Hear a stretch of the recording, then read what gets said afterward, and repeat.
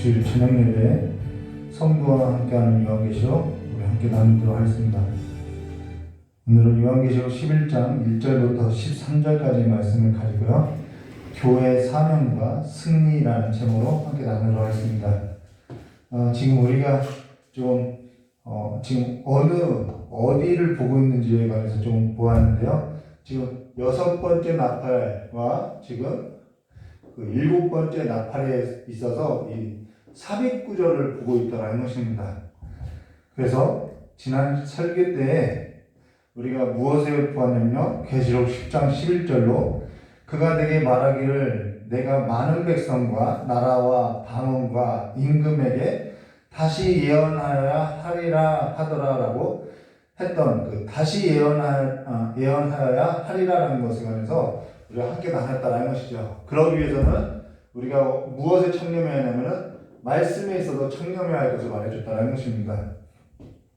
자, 그러면요. 지난 설교에 이어서 오늘 계시록 11장 1절 같은 연장선상에서 이 6번째 나팔과 7번째 나팔 사이에 있는 이 삽입구절에 있어서 오늘 함께 보도록 할 것인데요. 자, 또라는 것은 연장선상에 있다는 거죠. 자, 또 내가 지팡이 같은 갈대를 주며 말하기를 일어나서 하나님의 성전과, 여기서 하나님의 성전과 라고 할 때 이 성전은요, 건물의 그 성전을 말하는 것이 아니라 제사장들의 활동하는 영역을 말한다는 것입니다. 그 활동 공간을 말하는 거예요. 그러면은 대제사장이 운행하는 곳, 활동하는 그 영역, 이 활동 범위를 말한다는 것입니다. 하나님의 성전과 제단과 그 안에 경배하는 자들을 측량하되라고, 왜 측량하라고 하는데요. 근데 여기서 측량하되라는 것은 단지 어떠한 수치를 재라는 말이 아니라요. 뭔가 건축하고자 할 때 설계하다라는 것을 말하고 있다는 것입니다. 설계하라는 것이죠. 근데 여기 하나님의 성전과 제단과 그 안에 경배하는 자들을 측량하되라는 것은 사람을 지금 설계하라고 말하고 있다는 것입니다. 이 말은 무슨 말이냐면요. 에베소서의 말씀, 에베소서 4장에 나오고 있죠. 이 말은 하나님께서 성전된 예수 그리스도로 말미암아 그 예수 그리스도를 통하여서 하나님의 나라에 있어서 하나님께서 계획하고 하나님께서 설계하신 대로 하나님께서 하나님의 나라에 있어서 반드시 완성시키고 이루실 것을 말한다는 것입니다. 그것이 하나님 나라의 비밀이라는 것이죠. 근데 사람은 늘 계획해도 늘 불완전하기 때문에 수정하고 보수하고 변경하지만은 하나님은 사람이 아니시기 때문에 그러실 필요가 없다는 것이죠. 그분은 전능자라는 것입니다. 그래서 당시 이 말씀을 가만히 묵상하면 당시 이 로마의 압제로부터 살아가는 그 그리스도인들에게 있어서 이것은 위로의 말씀임을 말해줬다는 것입니다. 자, 그러고 나서 2절 말씀, 오늘 성경 한 절 한 절 보았는데요. 2절 말씀에 보시면은 성전 바깥마당을 측량하지 말고, 자, 여기서는 측량하라고 하나님의 성전과 제단과 그 안에서 경배하는 자들은 측량하되, 여기서 2절은 성전 바깥마당은 측량하지 말고 그냥 두라. 이것은 이방인에게 주었은즉 그들이 거룩한 성을 42달 동안 짓밟으리라 라고 말한다는 것입니다. 자, 여기 성전 바깥마당은 측량하지 말라고 그냥 두라고 하는데, 그것은 이것이 이방인에게 주었은즉 그들이 거룩한 성을 42달 동안 짓밟으리라 라는 것입니다. 자, 여기 숫자가 나오죠. 성전에 보면은 이렇게 성전 안에 있고 이 바깥을 말하는데, 이 바깥은 측량하지 말라고 이야기했다는 것입니다. 자, 근데요, 여기 42달이라는 것은, 달수로 말하면 42달이고요, 날수로 말하면 1260일이고요, 또 연수로 말하면 3년 6개월이라는 것입니다.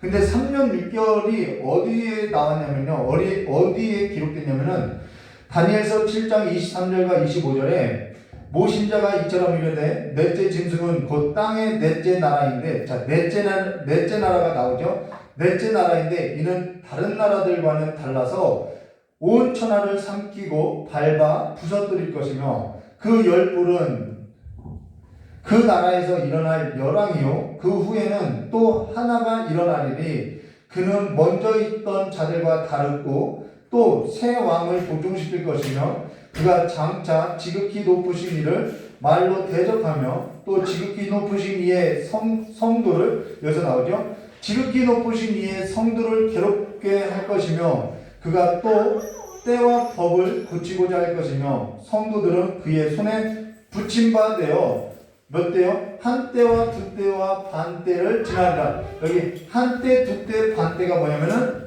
바로 3년 6개월이라는 것입니다. 그러면은 3년 6개월, 이 3년 6개월이라는 것은 무엇을 말하냐면요. 성도의 삶에서 제한적으로 고난받는 시기를 3년 6개월이라고 한다는 거예요. 예. 3년 6개월이라고 한다는 것이죠. 그러나 제한적인 이 성도의 삶에서도 이렇게 제한적인 고난의 시기, 고난을 받는 시기에도 하나님께서 자기 백성을 위해서 하나님의 그 계획 가운데, 구속의 그 계획 가운데 설계되어진 것이며 하나님께서는 반드시 이 모든 역사를 이루어 가신다라는 거예요. 그러면은 3년 6개월이라는 이 성도들이 받는 고난의 시기도 하나님의 구속의 계획 안에 있다는 것을 말해줬다는 것이죠.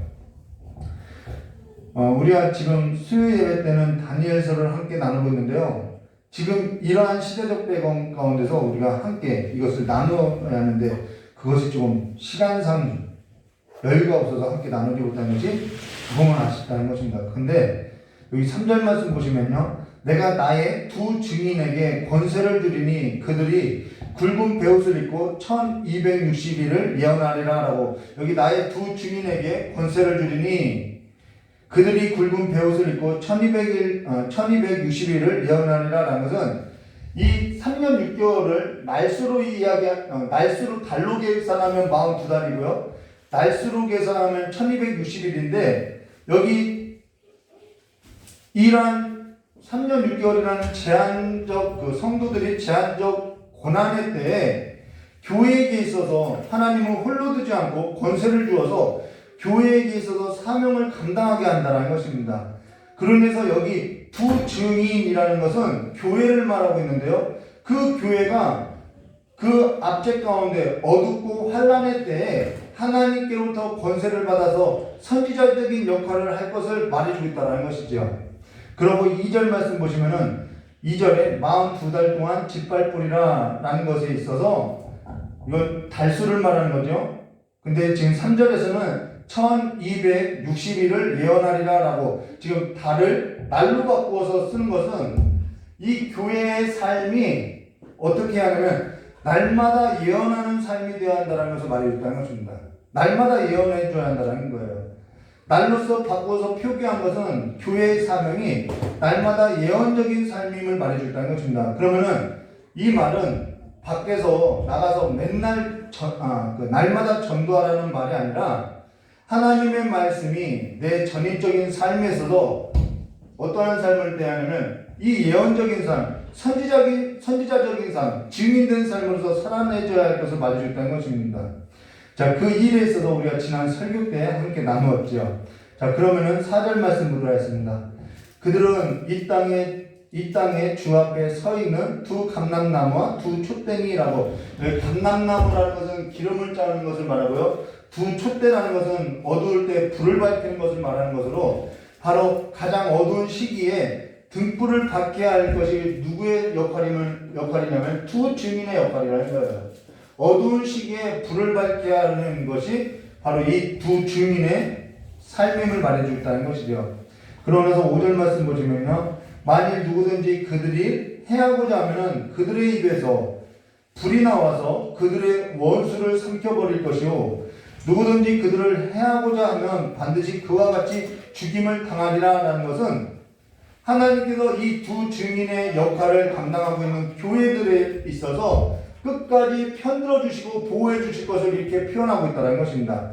실제 성경 역사에 보면은 성경 말씀 보시면은 열왕기하 1장 1절과 18절 말씀을 보시면은 이스라엘의 아방이 죽고 나서 그의 아들 아하시아가 그 즉위하고 나서 이 난간에 떨어져서 병이 나서 이 바알세불에게 우상에게 가서 자기 병이 나을 것인지 낫지 않을 것인지 물어보라 할 때 이 하나님의 사람 엘리야가 아니 삼천하지에 물을 자가 바알세불밖에 없냐라고 하나님이 있지 않냐라고 이렇게 책망한다라는 거예요. 그래서 그 아하시아가 엘리야를 잡으려고 그의 군사 50부장을 보냈을 때 실제로 하나님의 사람 엘리야가 하늘에서 불을 내려서 그와 50부장과 그의 병사 50명을 태웠던 적이 있었다라는 것입니다. 불로 태웠던 적이 있었다라는 거예요. 그만큼 하나님께서 이 어두운 역사 가운데 보호하여 주신다는 것을 지금 계시록 11장 5절에서 말씀하고 있다는 것이죠. 자, 그러고 나서 6절 말씀 보시면 이렇게 말씀하세요. 그들이 권능을 가지고 하늘을 닫아 그 예언하는 동안 비가 오지 못하게 하고 또 권능을 가지고 물을 피로 변하게 하고 아무 때든지 원하는 대로 여러 가지 재앙으로 땅을 치리라 라고 여기 권능을 가지고 3년 6개월 동안 하늘을 닫았던 선지자가 누구냐면 엘리야라는 것이죠. 그리고 권능을 가지고 물을 피로 변화해서 여러 재앙을 가지고 땅을 쳤던 그 선지자가 누구냐면 모세라는 것입니다. 그래서 지금 누구를 말하고 있냐면 이 두 증인, 계시록에 나오는 두 증인은 누구로서 지금 상징되고 있냐면 엘리야하고 모세를 상징적으로 이야기해주고 있다는 것이죠.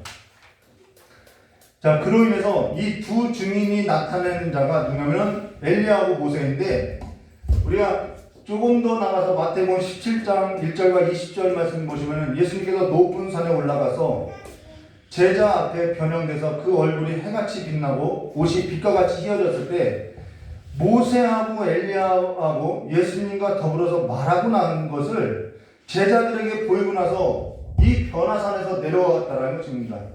근데 그 변화산에서 내려오고 나서 어떠한 일이 있었냐면요, 이 제자들이 그 변화산 사건을 경험하고 나서도 이 산에서 내려왔는데 그 더러운 귀신 들린 아이 한 사람을 고쳐내지 못하더라는 거예요. 그때 마태복음 17장 19절에 이때 제자들이 조용히 예수께 나와 이르되 우리는 어찌하여 쫓아내지 못하였나이까? 라고 질문했다라는 것입니다. 이게 지금 교회가 던져야 할 질문이라는 거예요. 근데 그때 20절에 이르시되 너희 믿음이 작은 까닭이라 진실로 너희에게 이르노니 만일 너희에게 믿음이 겨자씨 한 알만큼이 있어도 이 산을 명하여 여기서 저기로 옮겨지라 하면 옮겨질 것이요 또 너희가 못할 것이 없으리라 라고 했는데 지금 교회가 이 선지자의 역할, 이 두 증인의 역할을 하지 못하고 있다는 것이죠. 당시 상황도 마찬가지였다는 것입니다.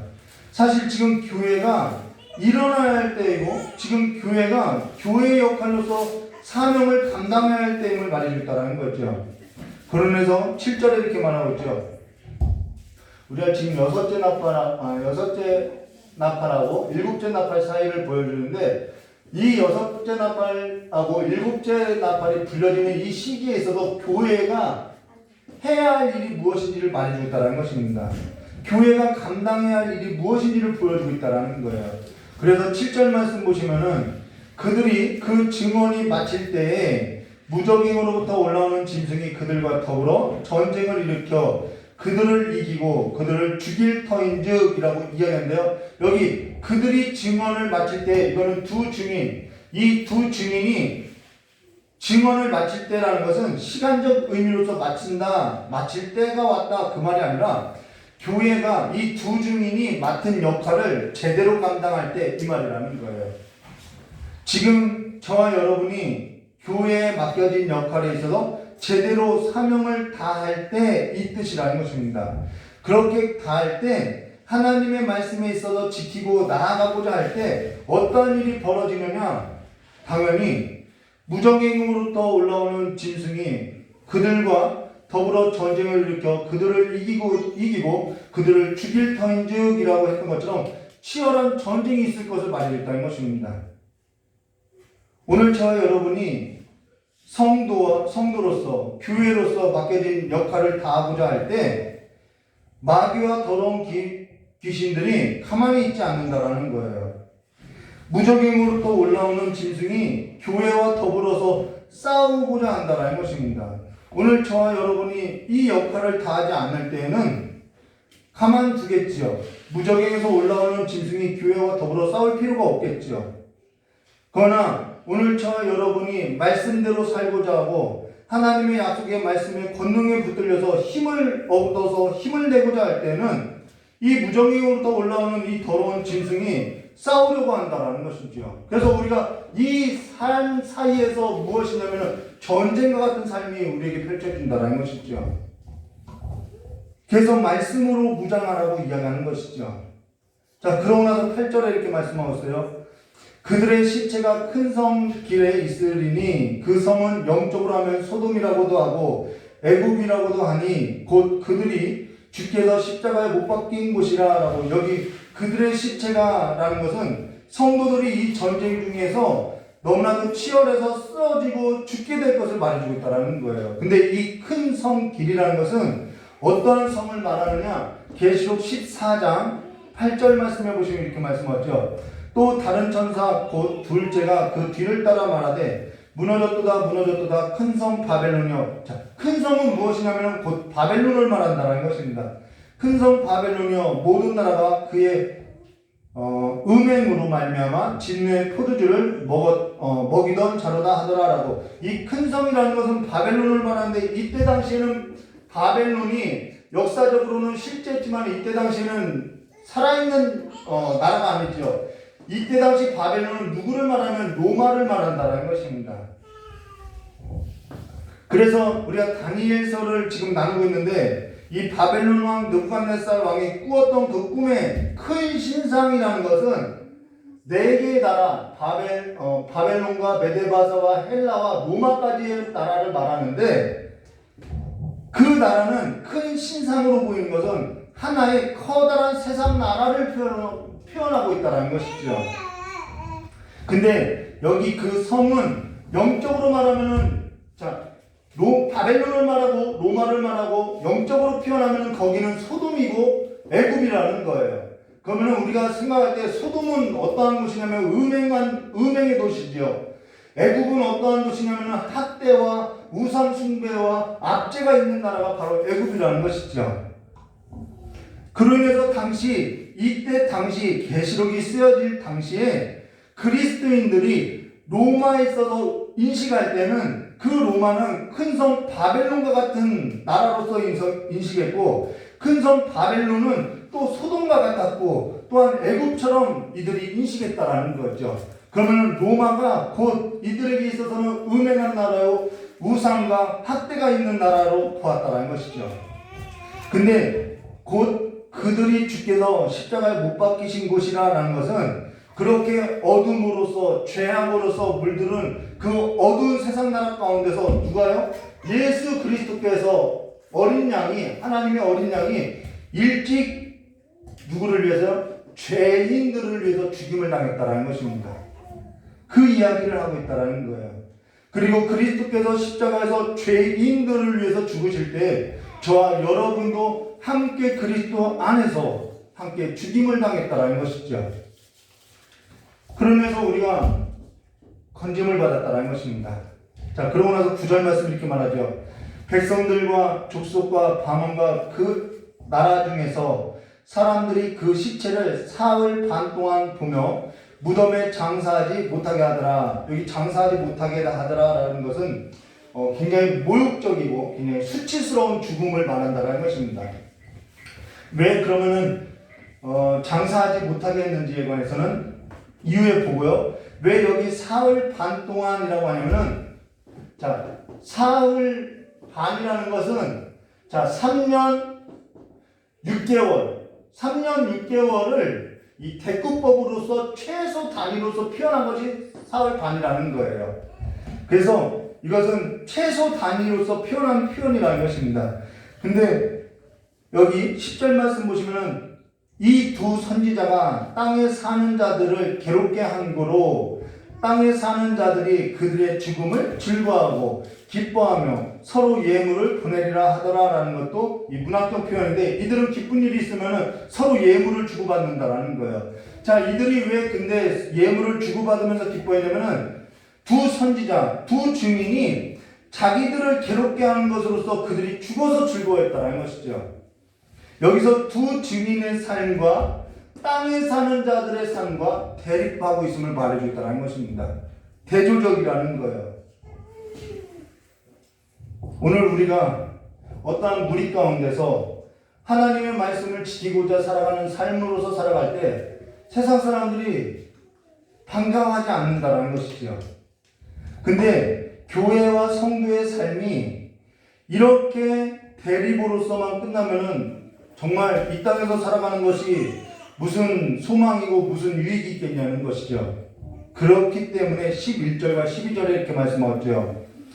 3일 반 후에 이 고난의 시간에 최소 단위의 시간이 지나간 후에 하나님께로부터 생기가 그들 속에 들어가매 그들이 발로 일어서니 구경하는 자들이 크게 두려워하리라. 하늘로부터 큰 음성이 있어 이리로 올라오라 함을 그들이 듣고 구름 타고 하늘로 올라가니 그들의 원수들도 구경하더라 라는 것입니다. 자, 3일 반 후에 모든 고난의 때가 제한적이었던 그 고난의 때가 지나가고 모든 고통이 지나가고 모든 아픔이 지나가고 하나님께로부터 생기가 그들 속에 들어가매 그들이 발로 일어서니 구경하는 자들이 크게 두려워할 것을 말해줬다는 것입니다. 이 말은 교회가 여호와의 군대로 일어서며 죽은 자가 아닌 하나님께 있어서 산 자로서 다시 서게 될 것을 말해줬다는 거예요. 세상은 그러죠. 교회 다 무너졌다고. 아니요. 교회는 무너질 수 없다라는 것이죠. 하나님께서 다시 생기를 불어서 다시 발로 일어서게 할 것을 말해줬다는 것입니다. 반전이 일으켜 주실 거라는 거예요. 그래서 교회는 반드시 승리하게 되어 있다는 것입니다. 그러고 나서 하늘로부터 큰 음성이 있어 이리로 올라오라 함을 그들이 듣고 구름을 타고 하늘로 올라가니 그들의 원수들도 구경하더라 라고 하는데요. 자, 성도와 교회에 있어서 최종적인 승리를 보여주고 있다는 것입니다. 그러나 자, 교회와 성도와 달리 이 땅에 사는 자들이라는 말을 표현하고 있죠. 13절에 그때 큰 지진이 나서 성 10분의 1이 무너지고 지진에 죽은 사람이 7천이라 그 남은 자들은 두려워하여 영광을 하늘의 하나님께 돌리더라라고. 큰 지진이 나서 성 10분의 1이 무너지고 지진에 죽은 사람이 7천이라 하는데요. 큰 지진이 뭐냐면은 지진이라는 것은 땅을 흔드는 일이라는 것입니다. 근데 지진이라는 것은 땅을 흔드는 일을 말하는데 이때 그렇다면은 땅을 흔드는 일이 땅을 기초로 삼고 살아가는 그 모든 사람들의 삶에 있어서는 어떻게 되면은 땅이 흔들리는 것으로 인해서 자신들의 삶도 무너질 것을 말해줬다는 것이죠. 그러나 하늘의 삶을 두고 사는 자들에게는 큰 지진이 땅을 흔들 때에도 그들은 흔들리지 않을 것을 말해줬다는 것입니다. 오늘 저와 여러분이 정말 부끄럽게 생각해야 할 것은 뭐냐면은 교회가 교회 역할을 다하지 못하고 살아가는 것을 부끄럽게 생각해야 한다는 거예요. 오늘 내가 가난하고 오늘 내가 변변치 못하게 살아가는 것이 부끄러운 것이 아니라 내가 사명을 다하지 못하고 주 앞에 서게 될 것에 관해서 부끄러워야 할 것을 말해줬다는 것입니다. 땅이 있을 때 교회가 교회에게 맡겨진 역할에 있어서 다하지 못하고 것이 그날에서 가장 부끄러운 일이라는 것이죠. 오늘 저와 여러분이 다시 교회와 성도로서 주께서 주신 권능의 말씀에 붙들려서 다시 하나님의 그 생기로 말미암아 일어나는 여호와의 군대로서 일어나시기를 주님의 이름으로 축원합니다. 이 시간에 우리 이경진 목사님 나오셔서 여러분을 위해서 기도하고 다 같이 기도하고 돌아가도록 하겠습니다.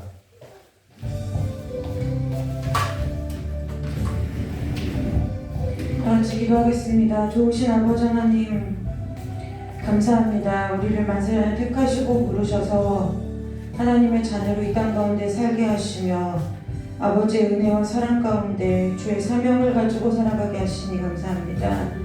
하나님 아버지 이 시간에 온라인으로 예배하는 우리 귀한 성도들 주께서 한 주간의 모든 생활과 삶 가운데 주께서 모든 출입을 지켜주시며 보호하여 주시고 시시때때로 주께서 도우시는 은혜로 우리 귀한 성도들이 세상에 나가서 사는 삶이 아버지 헛되고 무익한 삶이 아니라 하나님의 자녀로서 하나님의 성도로서 사명을 감당하며 살아가는 한 주간이 될 수 있도록 우리 귀한 성도들의 삶을 축복하여 주시고 아버지 저들의 손으로 하는 모든 일마다 주님께서 복 내려주시기를 간절히 원하옵나이다.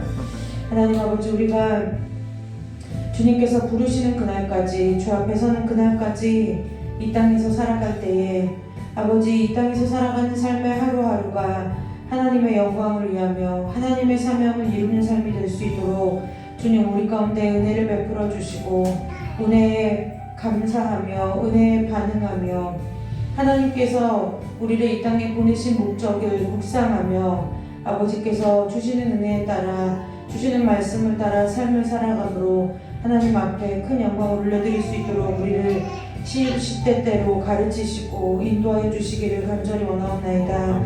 하나님 아버지 모든 삶의 기도의 제목들을 우리 귀한 성도들이 주 앞에 올려드릴 때마다 하나님 아버지 그 소원이 하나님의 소원이 되는 은혜가 있게 하여 주셔서 나의 유익뿐만이 아니라 하나님의 나라가 이 땅 가운데 이루어지는 것을 보는 은혜가 있도록 우리 귀한 성도들의 한 주간의 삶을 축복하여 주시기를 간절히 원하오며 거룩하고 존귀하신 예수 그리스도의 이름으로 축복하며 감사하며 기도드리옵나이다. 아멘. 이 시간 자유로 기도하고 돌아가도록 하겠습니다.